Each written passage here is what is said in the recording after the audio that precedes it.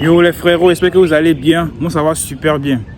Alors aujourd'hui, on va parler de subconscient, de notre subconscient et puis de la loi de l'autosuggestion. Voilà. Avant de commencer, j'aimerais vous dire de rester concentré parce que tout ce que je vais vous partager aujourd'hui sont dans le domaine spirituel. Voilà, c'est même pas physique un peu, mais peut-être que quand je vais expliquer, ça va sembler peut-être facile ou simple, mais c'est purement spirituel. Donc restez concentré si vous voulez réellement assimiler tout ce que je vais vous dire. Et aussi, n'oubliez pas de vous abonner et de liker aussi, de partager à vos proches, à vos connaissances pour qu'ils puissent avoir accès aussi à l'information. Donc, on parle de quoi? De subconscient et de la loi de l'autosuggestion. Déjà, commençons par définir ce qui est subconscient et puis la loi de l'autosuggestion. Qu'est-ce que le subconscient?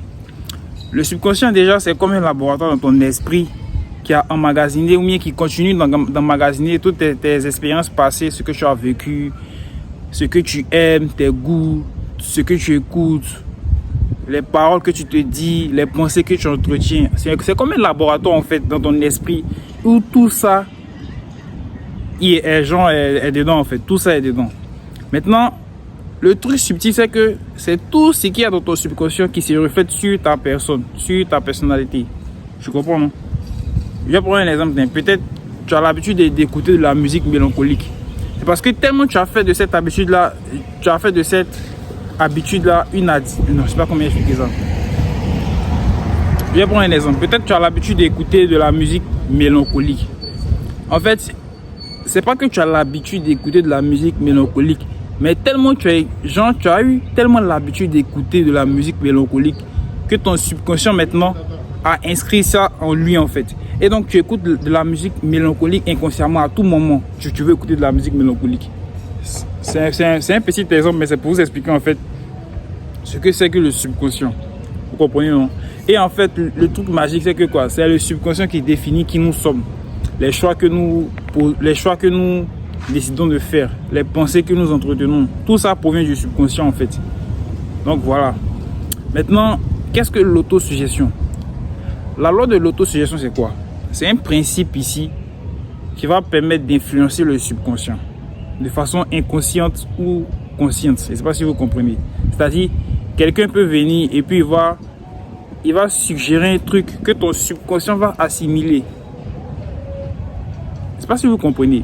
Ou bien toi-même, tu peux te retrouver à dire des choses, à entretenir des pensées inconscientes que ton subconscient va enregistrer. Tout ça, ça fait partie de la loi de l'autosuggestion, qu'elle soit positive ou négative. Ça marche dans les deux sens. La loi de l'autosuggestion. Et c'est ici le principe qui va permettre d'influencer le subconscient.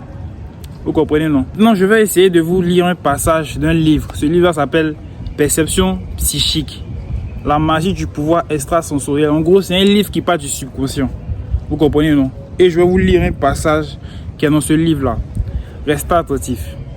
Votre subconscient est l'opération majeure de votre vie. Vous pourriez considérer votre esprit comme un iceberg. 90% de celui-ci se trouve sous l'eau. De même, vous êtes contrôlé à 90% par les hypothèses, les convictions et les conditionnements de votre subconscient. Vos croyances subconscientes dictent, contrôlent et manipulent toutes vos actions conscientes. Est-ce que c'est clair en fait? En gros, tout ce qu'il y a dans ton subconscient, c'est-à-dire tes croyances, tes pensées, tes convictions, ce que les autres ont appris, tes expériences passées aussi, tout ça en fait est dicté par ton subconscient et ça se répercute sur toi, sur ta personne, sur qui tu es, sur les actes que tu poses au quotidien. Tu comprends, non?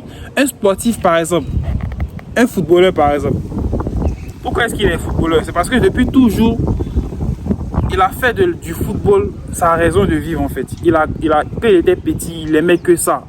Il partait regarder les matchs à la télé, les joueurs dans le football à qui il veut ressembler. Il a commencé à s'entraîner, tout. Et c'est tout ça là, tous ces événements, il a grandi avec et ça fait de lui un footballeur. Je ne sais pas si vous comprenez. En gros, le subconscient, c'est la partie cachée en fait de l'iceberg. Je vais vous montrer une photo pour que vous puissiez comprendre. En gros, vous voyez ça. Ça, c'est un iceberg.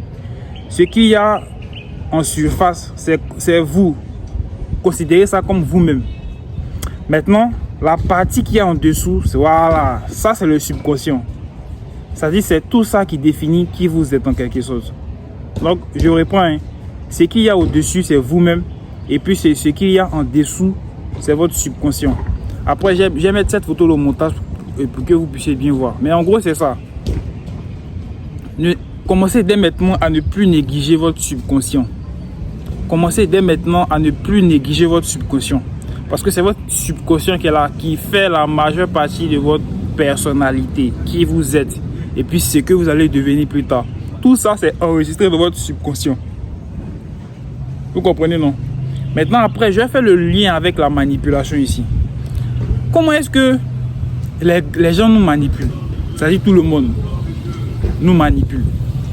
C'est par la loi de l'autosuggestion. Très simple. À votre avis, pourquoi est-ce que votre papa qui est à la maison pense que si tu ne te coiffes pas, c'est pas bon? Qu'il faut forcément te coiffer pour être responsable? Pourquoi est-ce que tous les papas pensent comme ça? C'est parce que ils ont été éduqués comme ça. Et cette éducation-là, c'est imprimé dans leur subconscient. Donc chez eux, si tu es un jeune et que tu ne te coiffes pas, ça veut dire que tu n'es pas responsable. Très simple.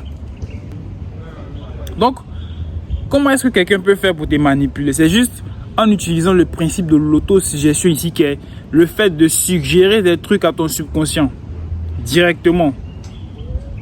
Il va te suggérer, il va te dire, mais non, il faut te coiffer, quand tu gâtes tes cheveux là, c'est pas bon. Ou bien tu bâchis, non. Il va dire, non, quand bâchis là, c'est pas bon, hein, qu'il faut chercher l'argent, il faut laisser faire des sports, il faut bâchir. Et il faut arrêter de bâchir, qu'il faut chercher l'argent. Tu vois, il essaie d'influencer ton subconscient, les croyances qui sont dans ton subconscient en fait. Influencer ça pour que tu arrêtes de garder tes cheveux ou que tu arrêtes de faire le sport. Je sais pas si vous me comprenez. Donc c'est un peu ça. Et aujourd'hui en fait, tout est fait pour nous manipuler, pour influencer notre subconscient. Tout ce qu'on regarde, là, les médias, les films, la musique qu'on écoute surtout. C'est pour ça que dans notre religion en fait, c'est interdit d'écouter la musique. Parce qu'il y a dedans, il y a des messages cachés qui influencent notre subconscient. Et ça change radicalement notre façon d'être. Vous comprenez, non? Donc voilà un peu ce que c'est le subconscient et l'autosuggestion et comment les gens utilisent l'autosuggestion pour nous manipuler.